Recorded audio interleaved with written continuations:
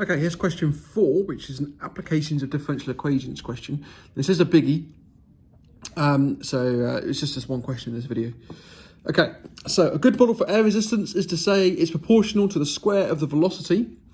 We're going to use this model to model a skydiver's velocity before the parachute opens. And we're going to find V in terms of t, given that the skydiver is initially at rest and the terminal velocity is 56 meters per second. The mass of the skydiver and all the equipment is 80 kilograms. Okay, so it's kind of on the brink of going into mechanics. But what we're going to do is we are going to draw a diagram, which is what we tend to do in mechanics. So there's my parachutist, with a mass of 80 with all the equipment.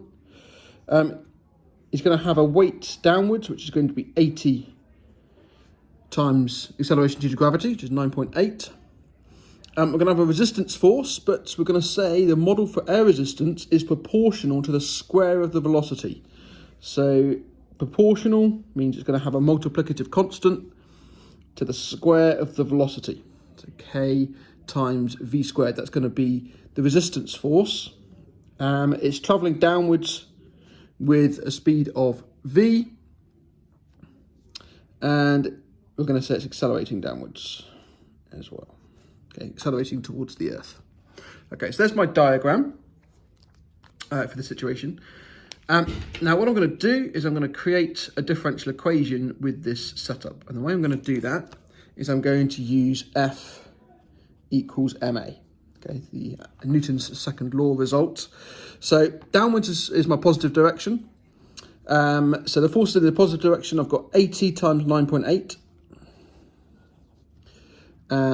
Subtract the force in the negative direction, which is going to be kv squared. And that's going to equal the mass times the acceleration. Oops, sorry, the mass we know is 80. Apologies. But we know that the acceleration is actually the differential of velocity with respect to time. And that is exactly where my differential equation comes in. I'm replacing the acceleration A with dv by dt, which is the acceleration. I'm going to change one other thing to this. I'm going to change the k to a k squared. I'm going to do that for two reasons.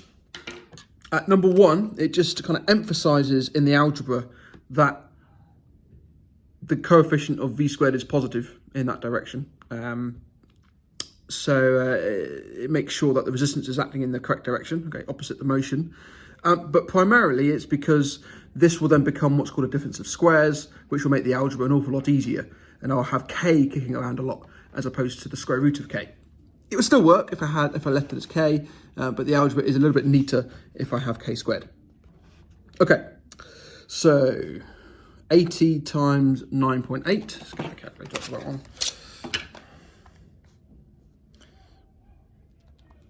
Okay, 80 times 9.8 is 784. So I'm going to say 784 minus k squared v squared is going to be equal to 80 times dv by dt. And this is a differential equation where we can separate the variables. So I'm going to bring this down and I'm going to bring the dt up. So I'm going to have the integral of 1 with respect to t is equal to the integral of 784 minus k squared v squared, all under 80, integrated with respect to v. Now k is a constant, so this is now just a function of v. Okay, so I've separated the variables. All the v's are on my right and all the t's are on the left. Now this is the complicated integral that we're going to need to consider, and what I'm going to do is I'm going to use partial fractions on this. So I'm going to say that this is 28 minus kv into 28 plus kv, and this is why I put the k squared in, because then it's kv rather than root k, all under 80. And that's because this is a difference of squares. 784 is 28 squared, and k squared v squared is obviously kv squared. So that would allow me to split that into partial fractions, so I can integrate it. So the partial fraction bit, I'll do this bit in green. It's 28 minus kV into 28 plus kV, all under 80. That is going to be somehow identical to something divided by 28 minus kV plus something else divided by 28 plus kV. Okay, so that's my partial fraction identity. It times both sides of this identity with the left-hand side denominator. So that's going to give me 80 is identical to A into 28 plus kV plus B into 28 minus kV. And now I can equate the coefficients of V. So the coefficient of V to the 0, I'm going to get 80 on the left-hand side, 28A and 28B on the right. And then the coefficients of V to the 1, I've got no V's on the left. And then I've got Ka minus Kb on the right. And the K's actually disappear there. So I'm left with A minus B. Okay, so that's a pair of simultaneous equations. So I'm going to get my calculator out for that. It's a simultaneous equation. It's got two unknowns. And there we go. You can see I've already plugged in the coefficients when I tried this question before the video. And that's going to give me solutions of 10/7 and 10/7. They're both the same. So A is B is 10/7. Fantastic. Okay, so that allows me now to write this integral as the sum of two separate integrals. And the advantage of that is I can integrate both of those separately. So I can integrate that as it currently stands very easily. So I'm going to keep the left-hand side as the integral of the number 1 with respect to time. And that's now going to equal the integral of this. So it's going to be the integral of A, which is 10/7, divided by 28 minus kV dV, plus the integral of B, which is also 10/7, divided by 28 plus kV dV. Okay, almost there now with the integrations. So the left-hand side is going to become a T. The right-hand side, I'm going to pull a 10 on 7k out of both of these. And that's going to leave me with, I'm going to swap the order of them as well, just so I've got the signs in the right place. I'm going to get k divided by 28 plus kV plus minus k, minus 28 minus kV dV. And I've done that so that the top is the differential of the bottom on both of these fractions. So the differential of the bottom with respect to V is k, and the differential of the bottom of that with respect to V is minus k. I'm still adding them both, so that's why it's a minus minus, and the 10/7 has come out, and I've also had to pull a k out underneath to compensate for the k's on top. So that allows me to write this as 10 divided by 7k into the natural logs of the bottom. So it's going to be the natural log of the mod of 28 plus kV, subtract, because I've got a minus there, the natural log of the mod of 28 minus kV. Okay. So that's the integral. And now that the whole thing's been integrated, there's no integral symbols left. I should add a constant, which I'm going to put over there with the t for now. Okay, so that's the solution. I'm going to carry on with some algebra and tidy that up a little bit. So I'm going to get t plus c, which was on my left-hand side, and that's going to equal 10 on 7k times the natural log, and I'm going to combine these two together. It's going to be 28 plus kV divided by 28 minus kV. Okay. Now I'm going to make v the subject, because v is the dependent variable and t, time, is the independent variable. So we should have the dependent variable in terms of the independent variable. So I'm going to times both sides by 7k on 10. So I'm going to get 7kt on 10 plus, I'm going to call it C1. So I'm just redefining my arbitrary constant because k is a constant and 10 and 7 are constants. So that's just a new arbitrary constant. That's going to equal the natural log of the mod of 28 plus kV divided by 28 minus kV. Now I'm going to raise both sides as a power of e. So I'm going to get, I can't use a, I've already used it. Let's use, no, let's use a, but I'm going to call it a0.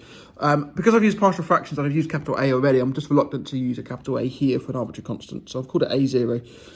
So a0 e to the 7kt on 10. That's going to equal 28 plus kV divided by 28 minus kV. I've redefined my constant twice now, so I should probably just make a note of what I'm doing here. C1 is 7k on 10 times c, and then a0 is e to the power of c1. Okay, so the original constant, arbitrary constant c, I didn't need to define because that came with the integration. But I've redefined my arbitrary constant twice now, so I should put the redefinitions on there. Okay, so times both sides by the denominator on the right. So I've got a0 e to the 7kt on 10 into 28 minus kV is going to equal 28 plus kV. And put everything with a v on this side and everything without a v on this side. I'm going to get 28 a0 e to the 7kt on 10, subtract 28, and that's going to equal kV plus kV times a0 e to the 7kt on 10. And then I can divide by the coefficient of v here to make v the subject. So I get that v is going to be 28 a0 e to the 7kt on 10 minus 28, all divided by k plus k a0 e to the 7kt on 10. Okay, right, so that's v in terms of t, but I do have two constants there. So I'm going to go back to the question and have a look to see what information I'm given. So this would be what we would refer to as the general solution to the differential equation. This represents every solution to the differential equation. There it is. This differential equation, same thing. But now I'm going to use the two conditions that I've been told in the question to give values to my two constants. Okay. So my first one is that the skydiver is initially at rest. Okay, so that's number one. And then the second condition, this is an obscure condition, but it says the terminal velocity is 56 meters per second. So that's my second condition. So what this means mathematically is the green one, the initial one. When t is 0, then that means v is 0. So it's initially at rest. And the second one, the terminal velocity, that's the velocity the skydiver approaches but never exceeds, is 56. So mathematically that means as t tends to infinity, v will equal 56. Okay. So as t tends to infinity, v will equal 56. Those are my two conditions that I'm going to use to find the particular solution to my differential equation. Okay, so the first condition, t equals 0, v equals 0. That's the velocity is 0 when t is 0. So that tells us that 0 equals 28 times a0 times e to the 0, because t is 0, minus 28, all divided by k plus k a0 e to the 0. So it doesn't matter what the bottom is, as long as that's not 0 as well. We just need the top to be 0, and the top is 0 means that a0 is 1. So I get that constant a0 is the number 1. Great. Okay, so that's the first of my conditions. So I get that v is equal to 28 a0 e to the 7k t on 10 subtract, oh no, a0, minus 28 all over k plus k e to the 7k t on 10. No a0 because it's number 1.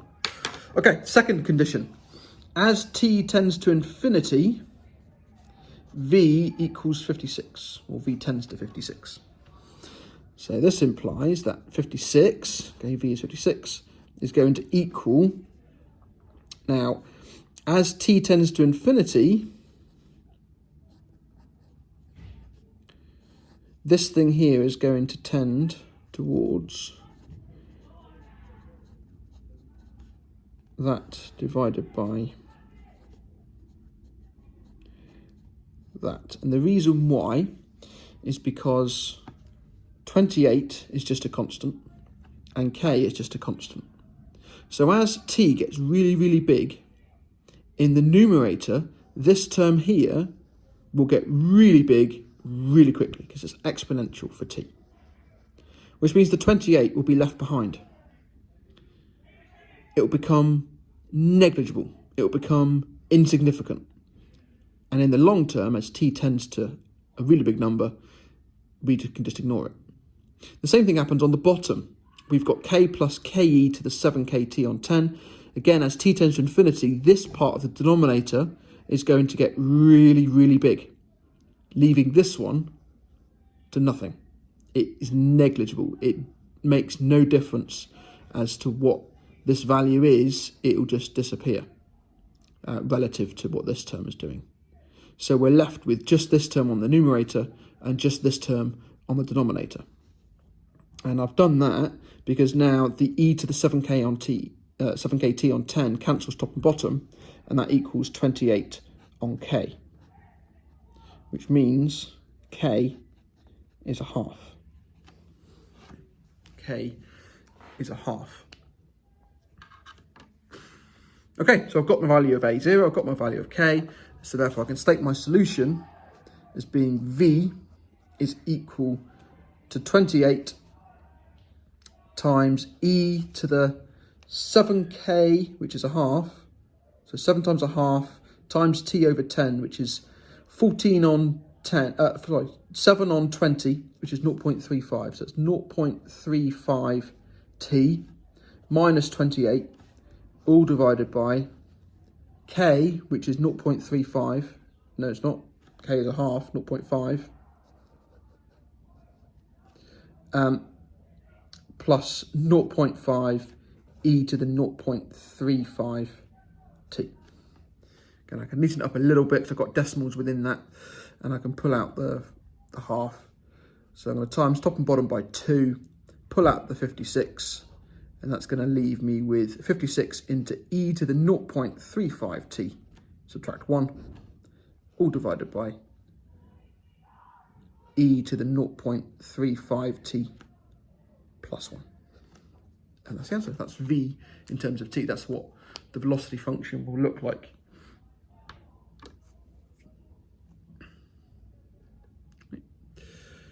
Right, well, thank you for watching.